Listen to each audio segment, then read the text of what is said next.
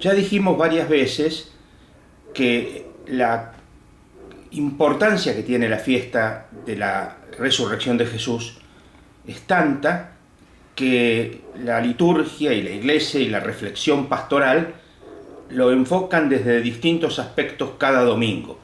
Es algo parecido también a lo que pasaba con la Navidad, que en su momento se celebraba todo el 6 de enero, ¿no? Era la Navidad, la visita de los magos, la presencia de Jesús en el bautismo por Juan, las bodas de Caná, todo se celebraba el mismo día 6 y después se fue dividiendo para que se pudieran profundizar distintos aspectos. Ahora pasa exactamente lo mismo, es tanta la importancia de lo que se quiere decir en la liturgia con la resurrección de Jesús que encaramos distintos aspectos.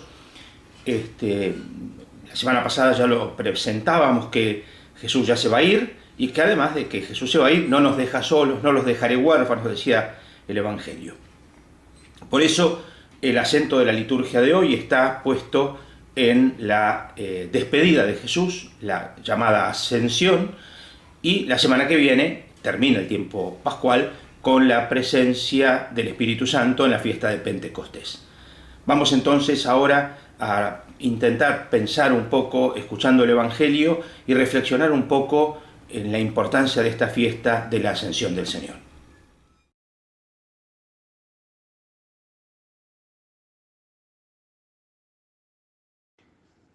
Evangelio de Jesús según San Mateo. Los 11 discípulos fueron a Galilea, al monte que les había indicado Jesús. Al verlo, se postraron, pero algunos dudaron. Jesús se acercó y les habló. Me ha sido concedida plena autoridad en cielo y tierra. Vayan y hagan discípulos entre todos los pueblos. Bautícenlos, consagrándolos al Padre y al Hijo y al Espíritu Santo, y enséñenles a cumplir todo lo que yo les he mandado. Yo estaré con ustedes siempre, hasta el fin del mundo. Palabra del Señor. La liturgia de la fiesta de la Ascensión de Jesús tiene distintos aspectos, distintos temas, distintos enfoques según se va leyendo a lo largo de los distintos años, porque hoy se leyó el Evangelio de San Mateo, como escuchamos, en otros momentos se lee otro Evangelio, Marcos o Lucas. La primera lectura siempre es la misma, que es propiamente hablando la Ascensión de Jesús. Yo quisiera decir una frase nomás sobre eso antes de tomar el tema del Evangelio, porque hay un elemento concreto. Los discípulos de Jesús tuvieron la experiencia de haberlo visto. Ellos lo vieron. No sabemos cómo, no sabemos qué. Podríamos imaginar o podríamos fantasear o podríamos decir algo, pero no ese es el tema, sino lo cierto es que los discípulos tuvieron la experiencia de haber visto a Jesús y de pronto ya no lo vieron más.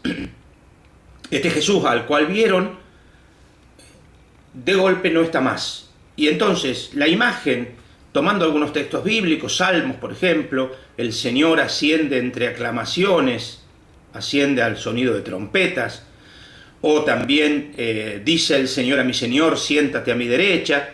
Son textos que han permitido a la liturgia imaginar que Jesús ascendió. No nos olvidemos que en muchísimas culturas, y la bíblica por ejemplo, el cielo, lo celeste, es donde está Dios, mientras que en los lugares inferiores está el infierno, ¿no? Es decir, la muerte. Lo que importa en este caso es que Jesús ha vuelto allí de donde había venido, es decir, junto al Padre. Volveré junto al Padre, etc.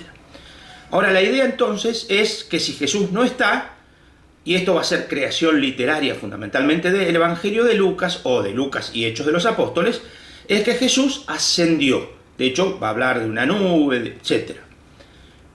Esta imagen del ascenso le va a servir a Lucas, y este es el tema de la primera lectura, para destacar que Jesús se va, pero volverá, Y en ese interín, en ese tiempo entre la ida de Jesús y la vuelta de Jesús, está el tiempo de la iglesia en la cual nosotros tenemos la responsabilidad de anunciar el Evangelio. La frase simbólica importante es que cuando se quedan mirando a Jesús que se ha ido, los ángeles le dicen a los que están ahí que hacen mirando al cielo. Ya hay que empezar a trabajar. Esta es la imagen fundamental en el Evangelio, en la primera lectura. Ahora, ¿de qué habla el Evangelio de hoy? La idea es más o menos la misma, como vamos a ver, solo que encarada desde otra perspectiva, desde otra mirada, como es propia de Mateo. En el Evangelio hay muchos elementos a tener en cuenta que no podemos profundizar. Esa es la riqueza que tienen estos textos. Por ejemplo, Jesús que invita a hacer discípulos a todas las naciones. La palabra naciones en la Biblia generalmente se refería a los paganos, pero acá parece incluir también a los judíos, porque está haciendo referencia a hacer discípulos a todos. Y vayan y hagan discípulos a todos, enseñando. Enseñar es, en este caso entonces, la gran tarea de la iglesia para el Evangelio de Mateo. Es enseñar. ¿Enseñar a qué? ¿Enseñar qué? A guardar lo que yo les he mandado. Es decir, Jesús nos invita a vivir el mandamiento, que es el del amor. No está dicho expresamente en el Evangelio eso, pero es la idea. Es enseñar a guardar lo que yo les mandé, y lo que yo les mandé es a vivir conforme a la propuesta del reino de Dios. Pero para eso, dice también el Evangelio de Mateo, bauticen a todos en el nombre del Padre, del Hijo y del Espíritu Santo. Esta es una cosa novedosa en Mateo, porque no está en otra parte de la Biblia, porque, por ejemplo, en Pablo, en Hechos, la idea es que se bautiza en el nombre de Jesucristo. La imagen es la misma, porque la idea es que estamos sumergidos, eso quiere decir bautismo, sumergidos en Cristo, y ahora es sumergidos en la Trinidad, pero el acento está puesto en la novedad que viene a partir de la Pascua. Lo cierto es que este bautismo, en el nombre del Padre, del Hijo y del Espíritu Santo, va a ser el bautismo que va a quedar después en la historia de la Iglesia. Es interesante también, brevemente, a modo de paréntesis, que la Iglesia, que nace del seno del judaísmo y se siente y se sabe judía,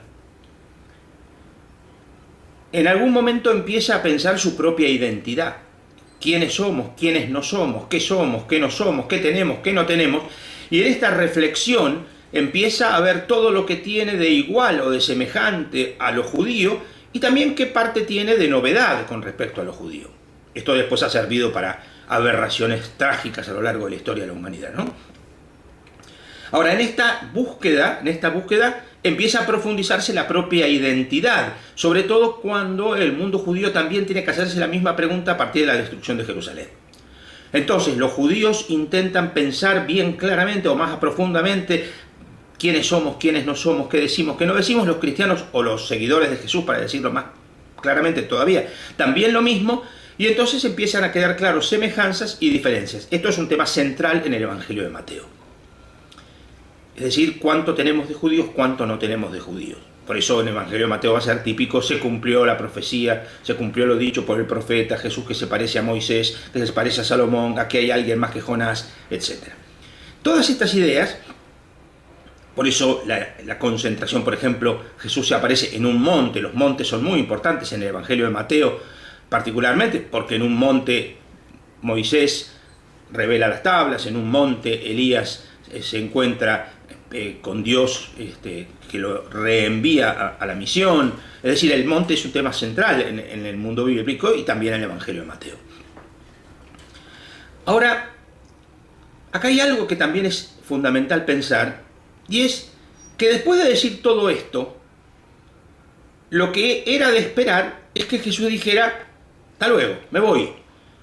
Los discípulos lo ven, y es interesante también, algunos se postran. Esto es la actitud frente a Dios, ¿no? Acuérdense que el diablo le había dicho en la tentación: si te postrás. Y Jesús le va a decir, solo al Señor adorarás. Acá se postran ante Jesús. Cosa que ya había pasado en otros momentos a lo largo del Evangelio. En este caso, frente a Jesús se postran, pero algunos todavía dudaron. La duda es una falta de fe. Acuérdense también que la duda apareció en el relato de Pedro caminando sobre las aguas. Hombre de poca fe, ¿por qué dudaste? También es siempre en Mateo, ¿no? La duda es parte de la falta de fe. Y esto es lo que va a acompañar a la iglesia siempre. La va a acompañar a la iglesia la duda en muchos casos, es decir, la crisis, la falta de fe, y también la fe que nos hace reconocer a Jesús y adorarlo. ¿Y cómo termina todo esto cuando sería de esperar, y sobre todo en la fiesta de la Ascensión? Termina diciendo que Jesús afirma, yo estaré con ustedes hasta el fin del mundo. Es decir, Jesús no se va, Jesús está. Esto va a ser importantísimo en el Evangelio de Mateo, porque ya desde el principio se nos había dicho que Jesús es Dios con nosotros. Dios está con nosotros, Jesús está con nosotros. Esa presencia de lo divino en medio de nuestra historia va a ser la clave en el Evangelio de Mateo. Pero en este caso, ¿por qué? Y esto es también importante en este Evangelio. Es el único Evangelio donde aparece la palabra iglesia. Y esto es lo que yo quería decir antes para redondear. En esta búsqueda de la propia identidad, la comunidad de Jesús empieza a sentir iglesia. La palabra iglesia no aparece nunca en los Evangelios más que en Mateo en 2 versículos. Una vez en el versículo 18, en el capítulo 18, perdón, y una vez en el capítulo 16. O sea, nada más, 2 versículos. Pero la iglesia es la que empieza a profundizar su propia identidad, y en esta búsqueda de profundizar la propia identidad, la iglesia sabe que Jesús está con ella. Yo estaré con ustedes.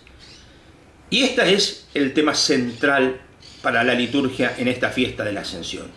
Jesús sigue estando presente en medio de su iglesia. Jesús está.